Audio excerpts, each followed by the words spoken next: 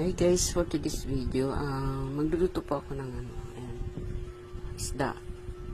Sinabawang isda.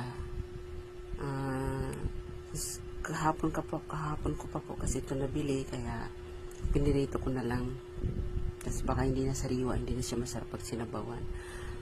Request po ng aming pasyente. Ito po yung aking ilalagay. Ayan po, mayroon na, hinahiwa ko na po yung kamatis, luya, sibuyas, bawang. Naglalagay po ako ng bawang at saka sili. At ilalagay ko na rin po itong patola kasi masisira na po siya. Sasama ko na lang. At saka ito, nagpakuha na rin po ako ng dahon ng alugbati sa likod ng bahay namin kasi marami po naman alugbati doon. Ang mahal po ng mga bilihin ng gulay ngayon. So, kaya tara, magluluto na po tayo. Ayan, nagpapakulo na po ako ng tubig. So, wait lang po natin na kumulo.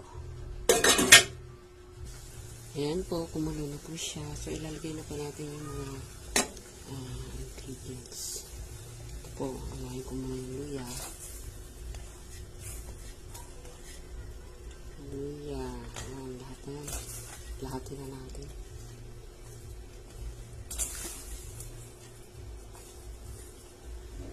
Then, ito. Ayan.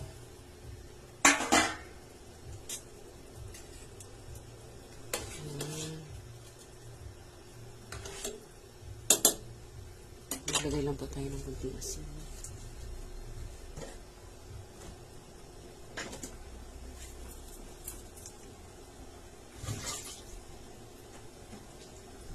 Pakuloyin po muna natin siya.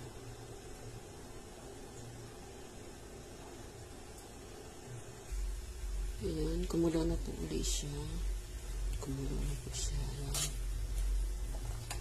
Kunti pa. Kasi luto na naman yung isda. Kaya, ayan natin. Maglalagay po pala ko ng kunting papaasin. Wala. Ito na. Suksi na asin. Ayan.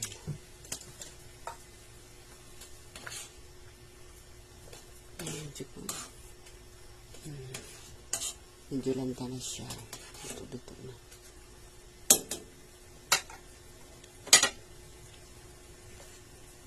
Ilalagay ko po yung ulo lang mo ilalagay ko sa isda.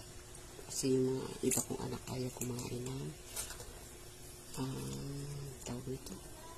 May sabaw na isda. So, ayan. Ulo at buntot lang po yung nilagay ko. Sabay na po natin yung alugbati. Ayan.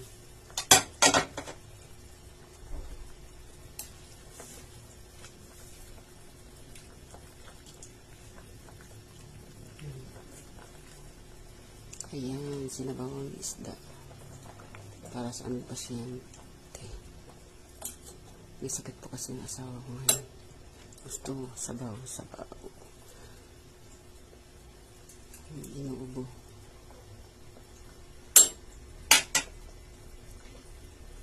Lalagay din po ako ng konting paminta.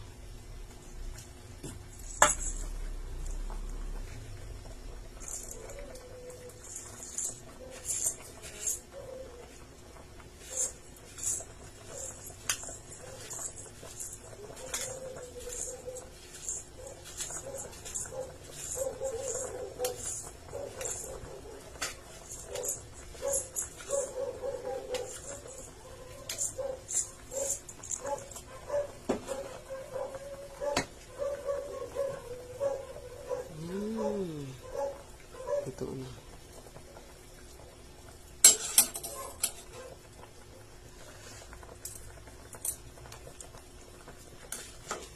Ay, grabe, sobrang ang sarap. Mapaparami ka ng kanin. Medyo masin-asin din. At maanghang-anghang. Combination po ng Asim, maanghang, konting alat. Yan. Tsaka itong alugbati. Kasi alugbati parang, ano ko to, healthy. Maraming benefits.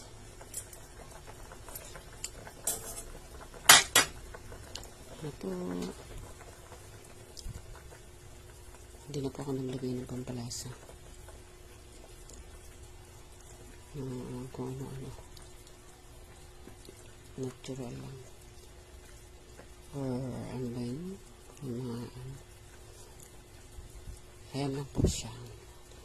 So, ayan. Lapit akong maluto.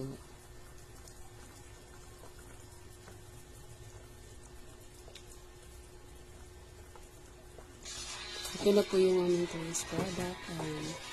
Kain na po tayo.